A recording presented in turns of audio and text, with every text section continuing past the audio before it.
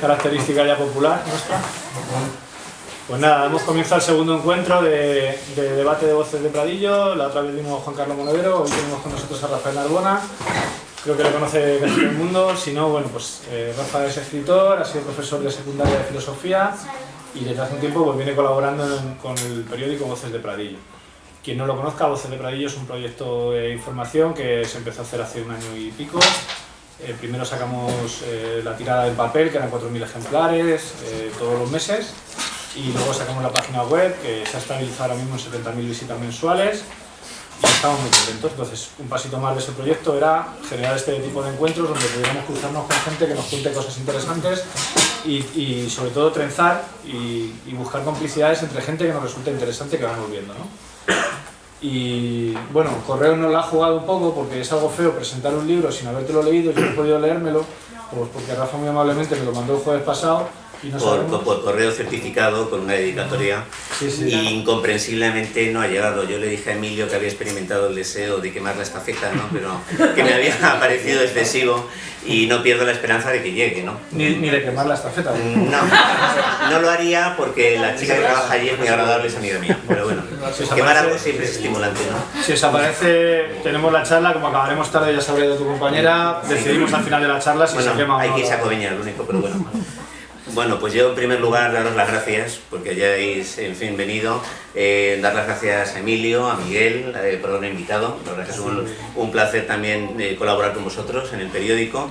Y bueno, yo inicialmente esto va a ser también la presentación del primer libro que yo publico, aunque llevo escribiendo muchos años. Yo empecé a dar clases en 1996 en secundaria, pero antes había estado pues en la universidad un tiempo. Yo me licencié en filosofía, hice luego el doctorado y finalmente luego ya pasé a dar clases de secundaria en el año 96 cuando había un ambiente francamente diferente. Hace un rato había una chica aquí que me parece que se ha ido, que era personal no docente de un instituto y me contaba cómo había cambiado radicalmente el clima, la atmósfera, las condiciones laborales, el régimen de libertades. Y yo lo he comprobado en parte pues con este libro que ha cambiado mi vida y ha cambiado mi visión de este país. Porque bueno, yo llevaba una vida relativamente normal, dedicado a la docencia, también soy crítico literario del Cultural, no sé si lo conocéis, que es desde hace 15 años, es un medio que bueno, pertenece al Mundo, es un cabecero independiente que en teoría no es un suplemento directamente del Mundo. Ellos intentan preservar cierta independencia. En realidad, pues esto es un proyecto personal de Luis María Ansón, que ahora hace siempre la tercera página, y yo, curiosamente, en ese entorno mucho más conservador, he disfrutado de más libertad, de más tolerancia que en un centro público, lo cual es verdaderamente chocante e inesperado. Yo, bueno, pues tuve mi primera depresión pues en el año, yo creo, 94. Yo nunca he ocultado que tenía trastorno bipolar, ni siquiera administración, solamente tuve una baja de 3 meses y bueno, pues yo continué con mi vida. Yo tenía la idea de escribir un libro, me sentía muy insatisfecho con ser únicamente autor de reseñas, de artículos, he colaborado con muchos medios como Cuadernos Hispanoamericanos, Revista de Libros, Claves de Razón Práctica, tengo más de 1000 artículos publicados, casi todos de crítica literaria. Y pues bueno, pues mientras me limité a la crítica literaria y a la docencia, pues mi vida pues bueno, discurrió con una relativa normalidad. En el año 2010 pues empecé un blog casi sin mucho interés. Yo tenía varios libros que nunca terminaba, varios proyectos que se estancaban. Yo no sé si en parte también es porque mi padre fue escritor. Mi padre en su momento fue un escritor relativamente conocido. Él murió el 2 de junio de 1972 con 60 años de un infarto de miocardio. Y cuando murió, pues bueno, apareció la noticia en los medios. Ahí le dedicaron una calle en Córdoba, tiene también otra calle en San Miguel de Salinas, Orihuela. Y fue como periodista y como escritor, pues bueno, les pasa a Calpe, le dedica una columna, el diccionario de literatura española hispanoamericana de Ricardo Bullón, que publicó Alianza, no sé si lo conocéis, pues también le dedico una columna, pero su obra ha caído en el olvido. Él es un autor de novelas de corte barogiano y bueno, pues yo mismo reconozco que tiene ciertas limitaciones como escritor, aunque no se merecía el olvido en el que ha caído, y a mí eso pues la verdad es que me disuadía, ¿no? Tenía miedo de repetir la historia de mi padre, ¿no? Escribir 14, 15 libros, participar con varios centenares de artículos en la prensa y luego pues no sé, morir y con la sensación de que había dejado detrás una serie de libros innecesarios. Lo cierto es que bueno, estaba yo en esas cuando en el 2010 empezó con un blog. Primero, como lo hice con antiguos alumnos, tuve la feliz idea de recuperar el espíritu de los 80, cuando te podías reír de todo, ¿no? Cuando Almodóvar sacaba en las películas temas hasta como la pederastia. No sé si recordáis el que he hecho yo para merecerme esto con Javier Gurruchaga, enseñándole la lengua a los niños que acudían a su consulta. Esto ahora mismo sería impensable, ¿no? O el laberinto de pasiones, que había una relación incestuosa. No se trata de hacer apología de comportamientos que si algunos los tomamos en serio, que si los tomamos en serio nos parecen reprobables, pero sí había un ambiente de cachondeo. Te podías reír de todo lo divino y de todo lo humano.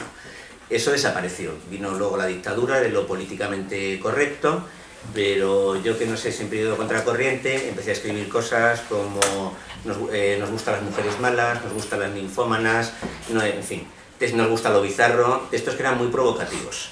Y lo hice sin ocultar mi identidad, pues yo simplemente firmaba como Rafael Narbona, me hice un Facebook, inicialmente puse la foto de un autillo, que es un búho pequeñito que yo tenía entonces, y anunciaba que mi próxima reencarnación sería una higuera. Y claro, yo no me tomaba en serio los medios virtuales y esperaba, bueno, empezaron mucha gente a solicitarme amistad, el blog empezó a crecer, lo tenía en Blogger, alguien me denunció por los textos eróticos y me obligaron a poner una advertencia de contenido, lo cual era una cosa como infamante, ¿no? Porque parecía que eso era la entrada a una página de pornografía. Entonces yo pues simplemente eran textos eróticos que tenían no sé, nos gusta lo retorcido, un componente de humor. Y mis compañeros pues empezaron a mirarme como si yo fuera una especie de Charles Manson que tenía pues fantasías homicidas y que cualquier día pues iba a hacer un disparate. En esto, tengo un tatuaje en el brazo derecho, tengo una moto custom, y yo de repente me vi como fuera del ambiente, ¿no? Yo dije, ¿qué ha pasado en este país para que de repente aquí se haya implantado en los centros un ambiente tan conservador y los padres también se hayan hecho tan conservadores y supervisen, no sé, a sus hijos con lupa cualquiera de? Una cosa es la responsabilidad y otra cosa es que volver, pues no sé, me parecía que estábamos en Estados Unidos con la época del macartismo. Hasta ahí, bueno, pues tuve algunos problemas, pero mis problemas se agudizaron cuando yo empecé a escribir de política. Manifesté, en fin, posiciones que se consideran de la izquierda radical. Yo simpatizo con la izquierda abertzale, nunca lo he ocultado, también escribí sobre el tema y bueno, pues ahí la reticencia de ciertos compañeros se convirtió en abierta hostilidad. Me destinaron, cambié de centro porque no me sentía cómodo y pasé de Málaga a Malagón. Mi último destino fue San Fernando de Henares. Tengo aquí un antiguo alumno, no sé por aquí, que es César, donde César era uno de los chicos de mi tutoría, que él puede acreditar que yo les vendía estupefaciente, les maltrataba, les acosaba, ¿verdad, Víctor? Admitía sobornos, en fin, yo de hecho a César le suspendí la primera evaluación, ¿no? No porque no sea un chico inteligente, sino porque el examen se lo planteó mal. Yo siempre he sentido una profunda repugnancia a poner notas, a suspender, nunca me he sentido a gusto en el sistema. Pero ya en ese momento, bueno, pues en San Fernando de Henares hay un grupo de skinhead bastante arraigado, hicieron una pintada, Rafa Narbona comunista, ya había habido precedentes, otros compañeros que habían sufrido acoso, y eso se complicó con el acoso de mis propios compañeros, que empezaron a decir, claro, como tú te declaras comunista, estás rodeado de adolescentes, es que eso debería estar prohibido, es que, bueno, de cosas que no me parecía. Mis propios compañeros hasta me denunciaron fotos del Facebook donde yo aparecía con mi familia y bueno, yo llegó un momento en que la situación me resultó tan insostenible que pedí una baja. Yo todo esto saqué, no sé si está de más decirlo, la plaza con el número 1, está en el vocal, no es simplemente. Y era un profesor atípico en cuanto a que tenía publicaciones, en fin, había hecho los cursos de doctorado y de repente el sistema me escupió. No sé hasta qué punto, no quiero relatar los detalles, yo ahora mismo estoy jubilado, cobrando una pensión como si me hubiera jubilado con 60 años. Y bueno, yo cuando me vi en esta situación, en el blog había pues reflejado en algún momento mis problemas como enfermo de trastorno bipolar. Yo tenía una historia familiar muy trágica. Mi hermano mayor, Juan Luis, se suicidó justamente 10 años después que, lo cuento en el libro, 10 años después que mi padre muriera de un infarto. Mi padre murió de un infarto el 2 de junio de 1972. 10 años después, mi hermano se quitó la vida metiendo la cabeza en el horno, abrió el gas, yo lo encontré. Y esto fue un impacto. De estas cosas ya no sales igual, ¿no?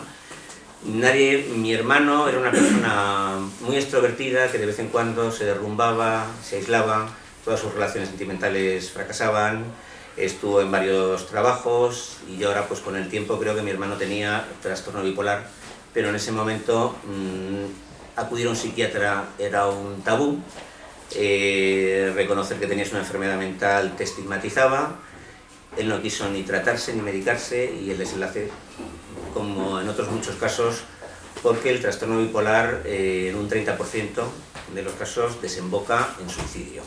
Es la patología que tiene el porcentaje más alto de suicidios, más que la esquizofrenia y que la depresión.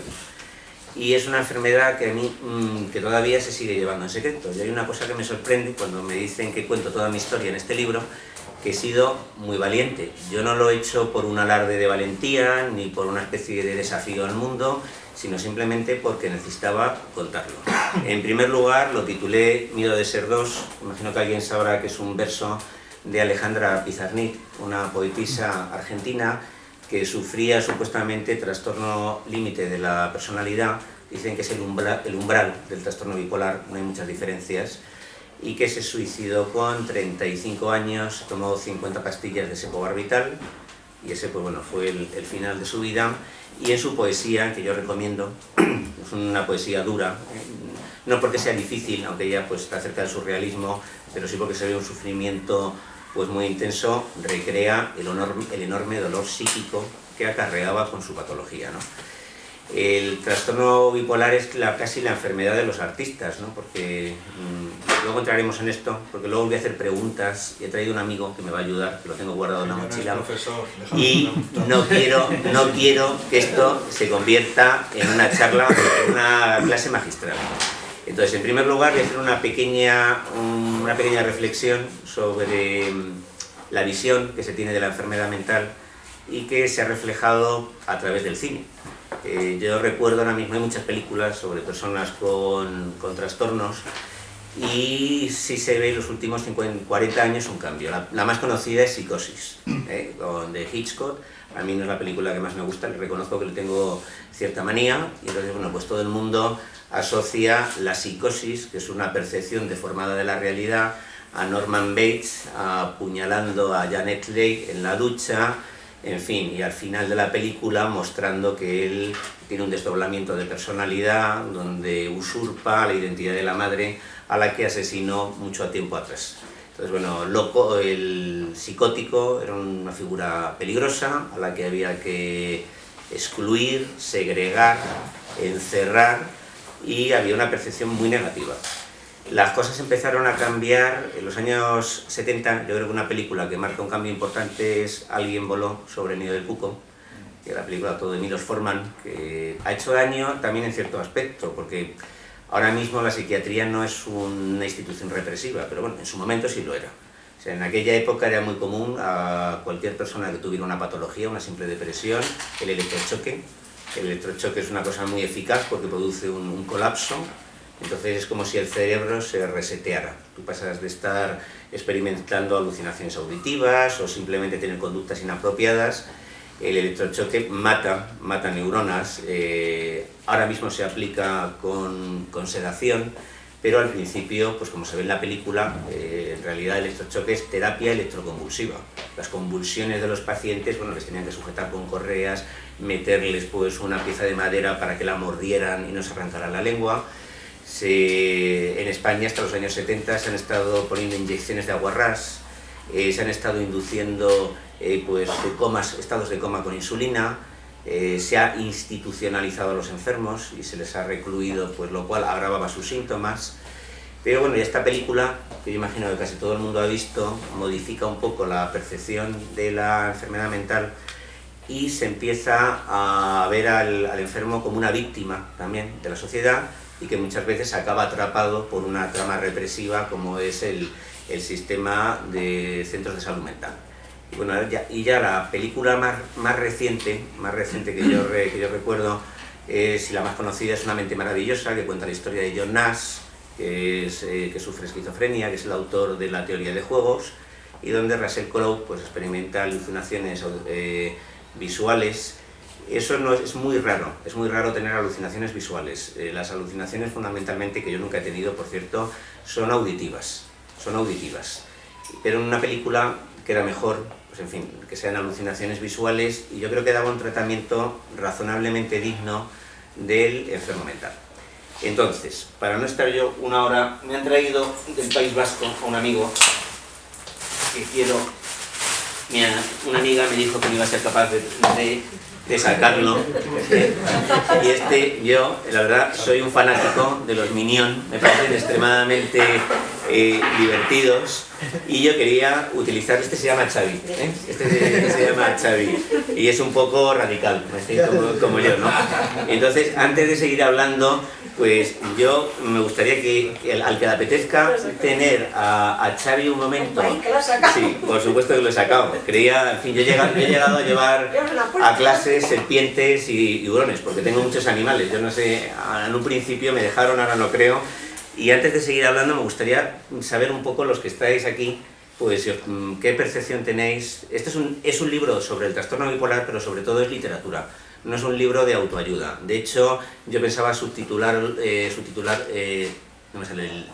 ponerle como segundo título Diario de un bipolar. Y el editor me dijo que como subtítulo pues no era adecuado, porque es un libro que relata también lo que es mi peripecia familiar, la España del franquismo, la guerra civil, la movida. Y si alguien acude a este libro fundamentalmente para buscar algún tipo de alternativa al trastorno bipolar, pues se va a sentir defraudado. No es un testimonio. Fundamentalmente es literatura, pero sí me gustaría, en fin, que alguien me dijera si se atreve a qué imagen tiene del trastorno bipolar. Ahora se habla mucho del trastorno bipolar, antes tenía otro nombre. ¿Hay alguien que quiera, Xavi? A ver, si no se presenta ningún voluntario, yo escojo directamente una víctima, porque después de 15 años se te quedan los hábitos autoritarios de los profesores.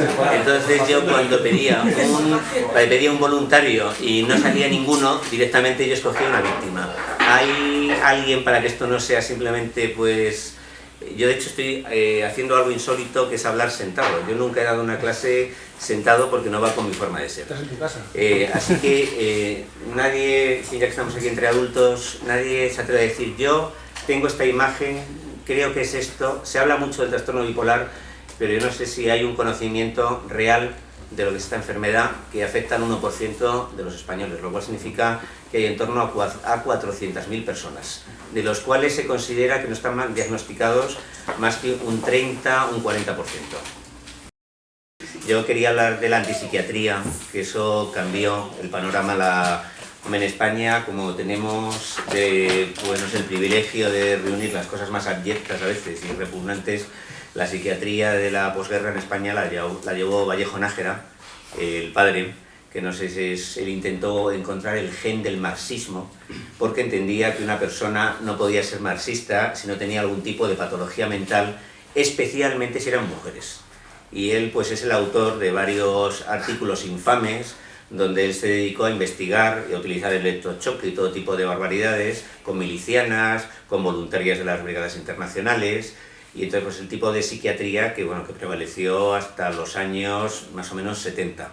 En los años 70 llega la antipsiquiatría a España, la antipsiquiatría que surge, yo creo, sobre todo el primero que toca estos temas es Foucault, aunque de forma un poco con la historia de la locura, donde empieza a decir, bueno, ¿por qué si el loco en la antigüedad estaba integrado en la sociedad, ahora por qué se le segrega?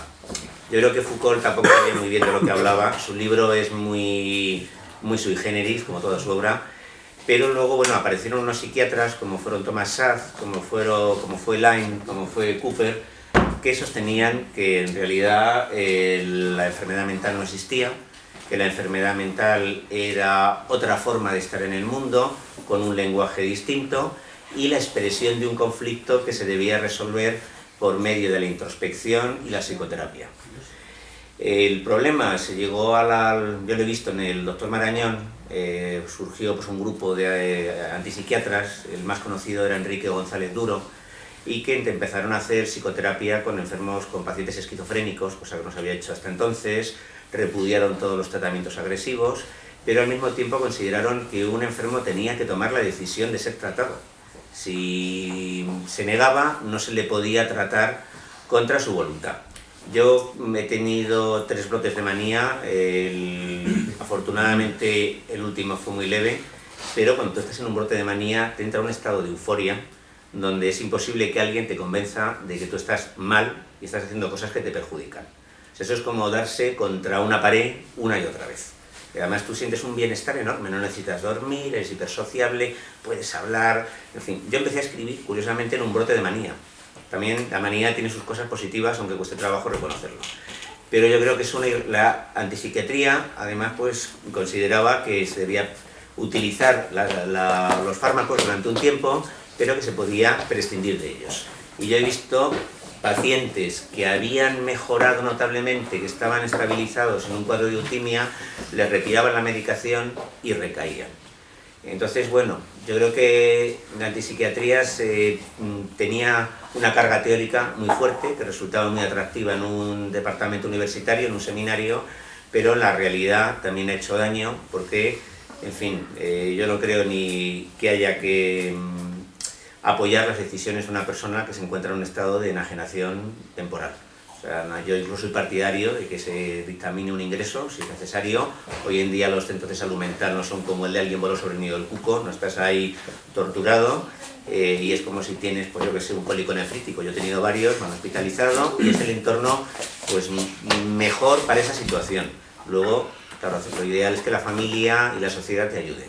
Las familias muchas veces son disfuncionales o desestructuradas y la sociedad, la verdad es que te ayuda muy poco cuando no te rechaza, te estigmatiza, te cuestiona, te repudia, y eso es algo que yo he vivido. En fin, yo tengo amigos muy brillantes que tienen algún tipo de trastorno y lo llevan como si fuera, vamos, el mayor secreto de su vida y que por favor no se haga público.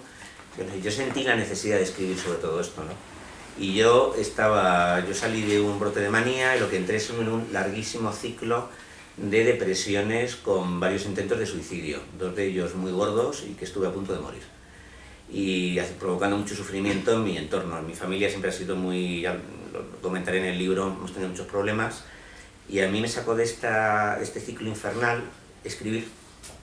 Empecé a escribir el blog, que ahora tiene más de 10.000 seguidores, y la literatura, la verdad es que a mí me ha salvado la vida, me ha permitido encontrar estabilidad.